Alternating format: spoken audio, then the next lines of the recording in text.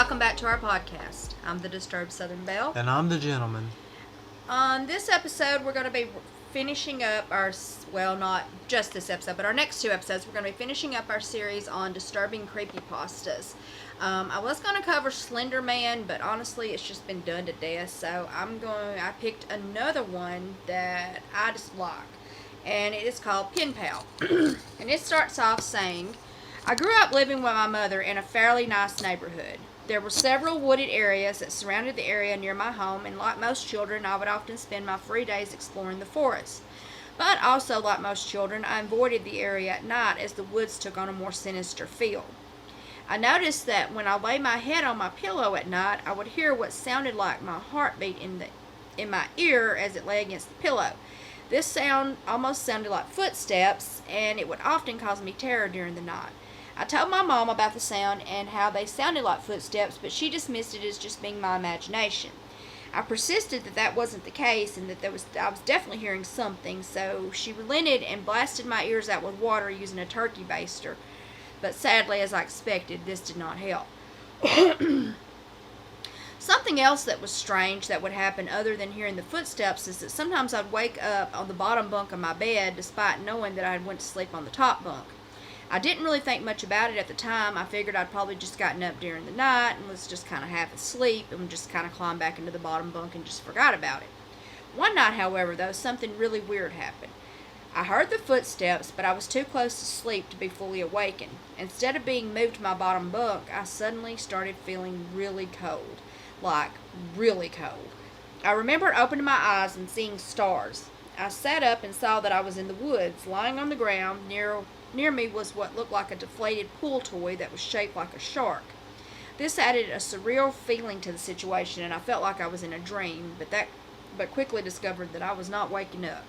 I stood up and tried to get my bearings, but I didn't recognize the area I was in. I played in the woods around my house all the time, so I was very familiar with them. However, this place was so completely foreign to me that I had no idea where I was or how to get back home. I decided that I needed to start walking, hoping that I could find at least a more familiar area. I'd only taken a few steps when I felt a sharp, stabbing pain in my foot. I pulled my foot up and checked it and found that I had stepped on a thorn. I gingerly plucked it from my foot. Using the light from the full moon that hung overhead, I glanced around the area and could see that the entire forest floor was covered in thorns. I took a moment to actually check myself over and was astonished to find that other than the wound in my foot, I was completely unscathed. My pajamas were even still clean. I felt so hopeless, though, and I began to cry. Then, after a few minutes of feeling sorry for myself, I decided again it was time to try to find my way home. I found a clear area and began to walk. I walked for what felt like hours, trying to walk in a straight line. However, I was only a kid and I was scared, so you know how that goes. It was oddly quiet in the forest, and I only heard a single noise. I heard what sounded like a crying baby. Looking back, I realized that it was likely just a cat, but at the same time it terrified me and I instantly began to panic. I broke into a run, veering in different directions to avoid trees and other obstacles in my path. I also tried to pay close attention to where I was stepping, as by this time my feet were in pretty bad shape. Sadly, I was paying too much attention to the ground when I should have been paying more attention to where I was actually going. When I finally took a moment to see where I was, I felt my heart sink. I was back where I started, right back at the pool toy. I was lost and going in circles. I realized that these might not even be the same woods that were around my house. I decided that I needed to look for something that might help me find my way out of the woods. I found what I thought was the North Star and I began to follow it. I had no idea why I was wandering around the woods, but eventually how long I was wandering around the woods, but eventually things began to look more familiar. Then I saw what my friends and I referred to as the ditch, which was just a dirt ditch that we used to have dirt clod fights in. I was forced to creep along at a slow pace as my feet were throbbing with pain. However, when I spotted the roof of my house from the distance, I broke into a light jog. I decided on my trek back home that I wasn't going to tell my mom about what had happened because what could I even really say? It really just didn't even make sense. I figured that since it was still dark out that I could just sneak back in the house and get myself cleaned up without alerting my mom. But I was shocked when my house finally came into view because every light was on the inside. This meant that my mom was up and I knew I would have to come up with some kind of explanation as to where I had been. I made my way up the steps that led to my house, and I was just reaching out to open the door when 2 arms wrapped around me from behind and began to pull me back from the house. I began to scream as loud as I could, begging my mom to come to my aid. The front door opened, and the light from the inside flooded around me, but it wasn't my mother that stood at the door. I was instead greeted by an enormous man. I began to thrash and fight, kicking in the shins of the man or person that was holding me, and I screamed, "Let me go!" It took me a moment to finally break through the fear that was suffocating me, and I slowly began to hear the voice I'd longed to hear, the voice of my mother. She was telling me to calm down and that she was there, and then the arms that had been holding me sat me down gently, and I noticed that the man that had been blocking the door was a cop. I saw my mom standing beside him now, and like most children that have just been put through the ringer of their emotions, I began to cry. My mom rushed out to me and hugged me, her own tears streaming down her face. She told me that she was so glad that I was home and that she was afraid she had been afraid that she would never see me again. I mumbled out an apology, telling the small group around me that I wasn't sure what had happened, that I just, wanted to get back home. I apologized to the cop that had been holding me for kicking him. He chuckled and said that he was glad that I was okay. I asked why he had grabbed me like that, and he told me that he'd been afraid that I was going to run away again. This confused me. I hadn't run away to start with. I asked what he meant, and then he told me that they'd found the note that I had left on my pillow. The officer that had been blocking the door handed me a piece of paper, and I read it. It was definitely a running away kind of note. It talked about how unhappy I was and never wanted to see my friend or mom again. But I didn't remember writing the letter. I'd never even wanted to really run away before. I mean, my life wasn't perfect, but my mom tried her best to give me a good life, and overall I was happy. I thought back to how I would sometimes wake up on the bottom bunk and begin to wonder if maybe I'd been sleepwalking or something and wrote the note. But that seemed like a real stretch. And I could think of no reason why I would go into the woods at night, especially dressed only in my pajamas and without wearing any shoes. I then noticed that whoever had signed the letter had spelled my name wrong. So I definitely did not write this letter. Well, that's strange. Mm-hmm. Also, you gotta wonder why they would think that she wrote the letter if her own name was spelled wrong. I don't know. So, when I was 5 years old, I attended a school that was really big on learning through activities. It allowed the teachers to have more freedom and also allowed them to come up with some really creative lesson plans. This particular year, each teacher had their own classroom learning designed around a theme. There was a space group, a sea group, and so on, and then we would follow these themes in our lesson. I was assigned to the community group. Our project that my class did was to align with our theme was the balloon project. We were to write these little notes that told a little about ourselves, where we were, blah, blah, blah, and we'd put them on these envelopes and tie them to a balloon and release them in the hopes of someone far away finding it. The notes were all written using like a rough outline that was given to us by our teacher, basically say our names, where we went to school, and then there was a request in there for whoever found the balloon to write back. In the envelope, we also placed a $1 bill which had 4 stamps written on it in black ink. Our teacher also took a Polaroid photo of each of us holding our balloons, and we placed the photos in the envelope. And she had written a more formal type letter that kind of explained a little bit about the project. So basically, the purpose of the project was that the hopes that we would get letters back from far and wide, and we would sort of build this sense of community without ever leaving the school.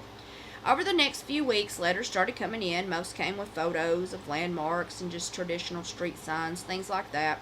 Nothing too major.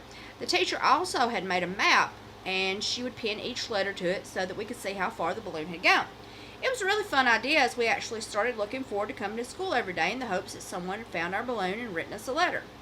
I finally got a response to my letter, though mine was different than the others. I didn't get a letter back, I only got a Polaroid photo. It was a bit blurry and hard to make out, but it looked like some sort of a desert or something, some darkened area. There was also no return address, and I had no idea how far my balloon had made it. As expected, as the year went on, the letters slowly began to stop. Then one day, I got another envelope. Again, there was just a blurry photo. It looked like the camera had been angled up, catching the corner of a building. As the map board began to get more and more cluttered, because the balloons hadn't made it that far, as most people would probably expect, most of the map was covered with areas just very near our town. So our teacher told us that we could take home the photos that we had been sent by our pen pals. My best friend Josh had the second most responses and photos, and he took home 4 photos. I took home almost 50. Jeez. I know. Josh and I had both gotten these snow cone machines for Christmas, and when summer rolled around, we decided to open up a stand selling snow cones for $1 a piece. On a particularly good day, we were counting the money we had made for the day, and we noticed something odd on one of the dollars. It had the words written for stamps written across the dollar bill. This was odd, of course, but then after a bit of excitement about the dollar making its way back to us, we began to lose interest and decided to head down to the ditch to have a dirt war. But we kept hearing something rustling in the trees, and Josh thought he heard something that he said sounded like a robot, some metallic clicking noise. This kind of freaked us out, so we decided to head back to the house where our moms were inside talking. We told them about the sounds, but they dismissed it as like probably an animal or another kid just playing a prank on us. Later that night, after Josh and his mom left, I decided to take out the photos that I had gotten because I never really took much time to look at them because they all were kind of out of focus and blurry. As I examined them, I could see that several were clearer than the others. I was soon stunned when I saw that one of the pictures had me in it. It was of me and my mother, and she was holding my hand. Fear filled me, and I began to scan the photos more thoroughly. Then I began to notice that I was in all of the photos.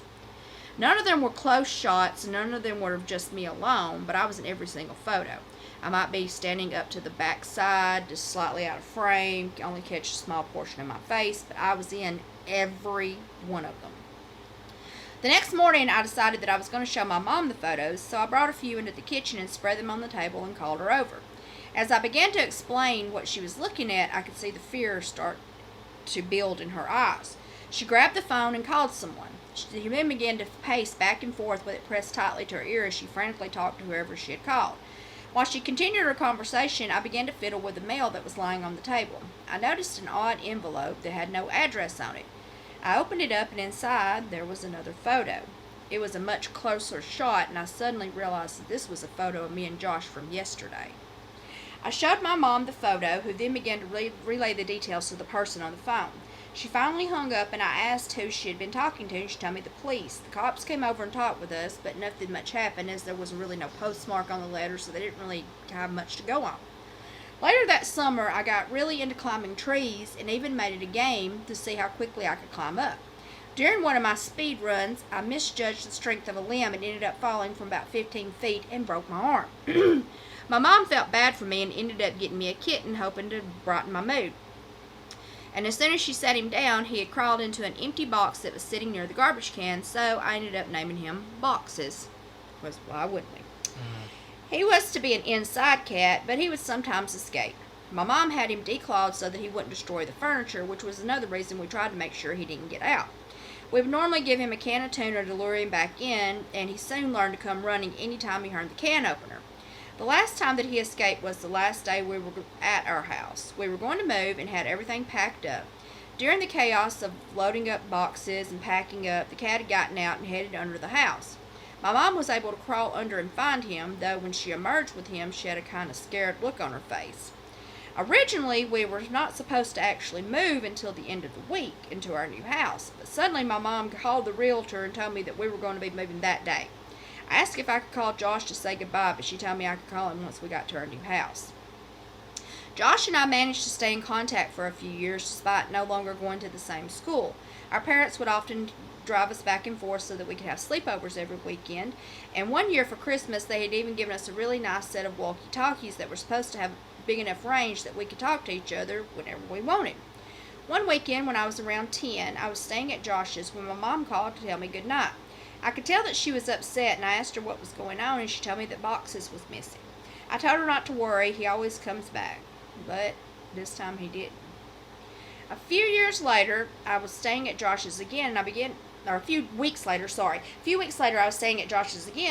to wonder if maybe Boxes had gone back to our old house. After some convincing, I managed to talk Josh into heading there. My mom had told me not to go back as the new owners wouldn't want to be bothered, so we decided we would sneak out that night while it was still dark and not tell anyone. It was surprisingly easy to sneak out, and Josh insisted that we cut through the woods since it would take a lot less time to get there and so that we wouldn't get spotted on the street. I really didn't want to go through the woods, but relented because I didn't want to go on the trip alone. After a while of walking, we made it to the area where I had woken up at those trees some years earlier. The old pool float was still lying on the ground, and Josh was messing around with it, and I started walking closer to where he was. I stumbled and almost fell into a large hole that was now at the center of the clearing. I didn't remember the hole being there before, and I told Josh to quit messing around. He lightly punched me on the arm, and we continued walking. As we neared my home, I was surprised by the state of the house. It looked abandoned. The yard was overgrown, and there were no new owners. I wondered why my mom would lie about it, but just dismissed it. Maybe there had been people living there for a while and they just left. I was actually glad no one lived there, because now it would make it easier to search for boxes. We split up and began to search, Josh looking around the backyard and me heading to the crawl space under the house where the cat usually would hide. As I pulled back the board that covered the opening that led under the house, I was hit by a disgusting smell, and I really hoped that smell wasn't boxes. I began to crawl under the house, hoping I wasn't about to find my cat dead, and after a bit of time I discovered the source of the smell and found that it was actually a dead raccoon. We had brought our walkies with us, so I radioed Josh and told him what I found. He told me he was going to try to get inside the house while I continued my search under the house. It didn't take me long before I found something else weird. There was a blanket under the house that was surrounded by what looked like bowls. Most of them were empty, but one still had something in it like cat food. I kind of felt a wave of happiness because I thought maybe my mom had been back trying to lure the cat over and had left it, so she'd left him something to sleep on, in hopes that we could find him again. Josh then radioed me to tell me about something he had found. I had left behind some old clothes, and instead of them being in the boxes I'd left them in during the hurry of us to leave, they were now hanging up in my old closet, which is very strange. Yes, it is. Josh's voice then came out in a hushed tone. He told me there was somebody else in the house. I could hear footsteps walking above me and began to make my way out of the crawl space. Thankfully, Josh was able to get out of the house unnoticed, and we began running back towards the woods.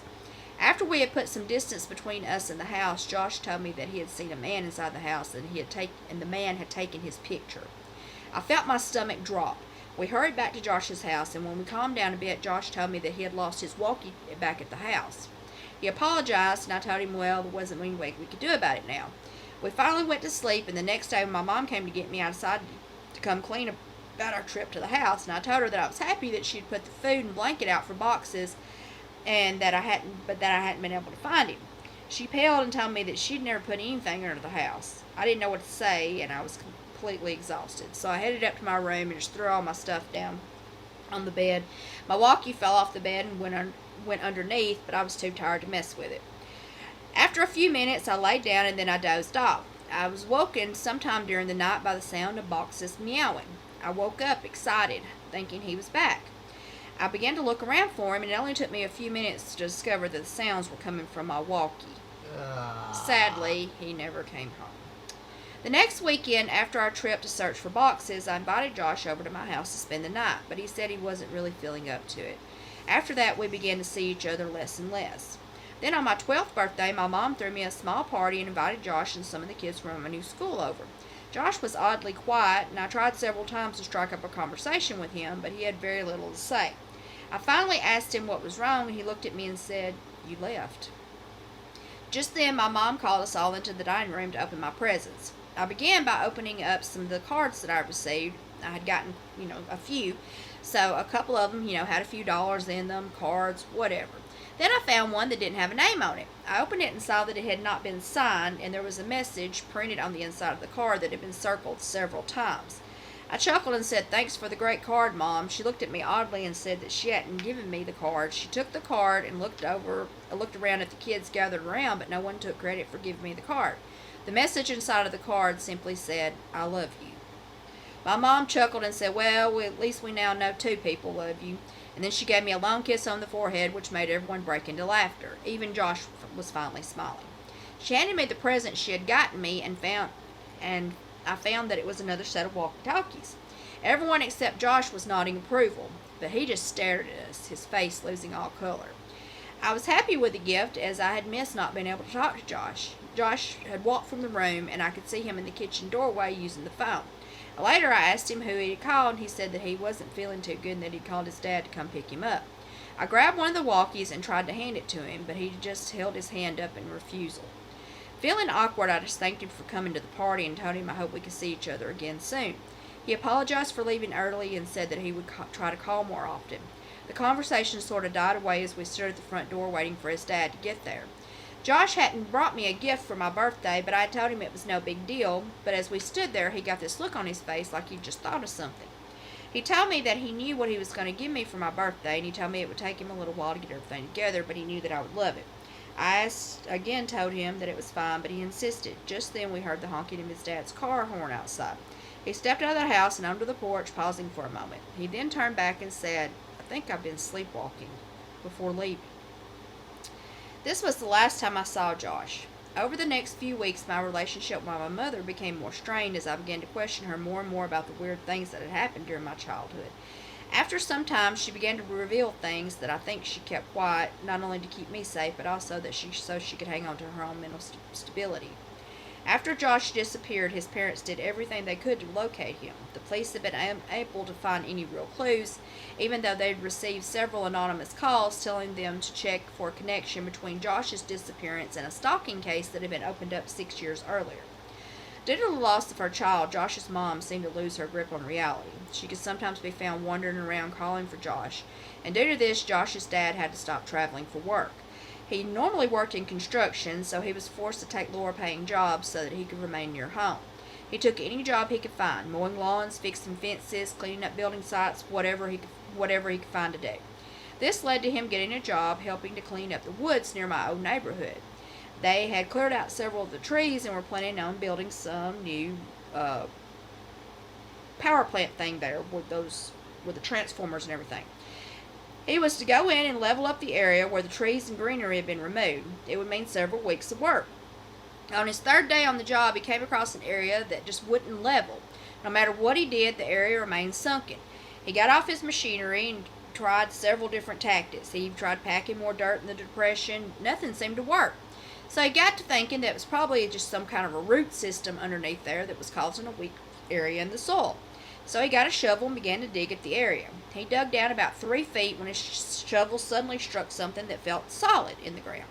He assumed it was just a mass of roots, so he began to use his shovel to kind of chop at them. After a few chops, though, his shovel plunged into the ground, penetrating whatever was causing the resistance. Confused at this, he began to dig the hole wider. After about a half an hour, he had uncovered what looked like a blanket-covered box that was about 7 feet long and around 4 feet wide. My mom received a frantic call around 6 p.m. that night asking her to come to the area. We left and headed over, and then when she arrived, I stayed in the car. She went down and found Josh's dad sitting with his back to the hole. He was completely silent, but after some coaxing, she said that she finally heard him saying, "I don't understand," and he just repeated it over and over and over. She was very confused by this, and then she went closer to the hole and said that she saw something that left her feeling more than horrified. It was Josh. He was in the box. However, he wasn't alone. Lying beside him, wrapped around his body, was another body, and he appeared to be holding the boy. Then she caught the glint of something pinned to Josh's shirt. She kneeled closer and saw that it was a picture of me as a child. She suddenly understood why Josh's dad had called her. Around Josh and the man was a large area of old blood. She was then hit with the realization that they had likely been alive when they'd been buried, and Josh appeared to have bitten the man's throat out, which caused him to bleed out and pin Josh beneath the man's much larger body. Josh's hair had also been dyed to a dark brown, just like mine. Josh's dad searched the man in an attempt to find some identification, but he only found a single piece of paper in his pocket that had initials written on it, my initials. Josh's dad said that it was his fault, but my mother tried to reassure him. He then told her that about 4 months ago, a guy had approached him and asked if he could fill in some holes some kid had dug on his property. The man had offered him $100, and he'd accepted. Now that same man was inside this makeshift coffin with his son. He began to sob.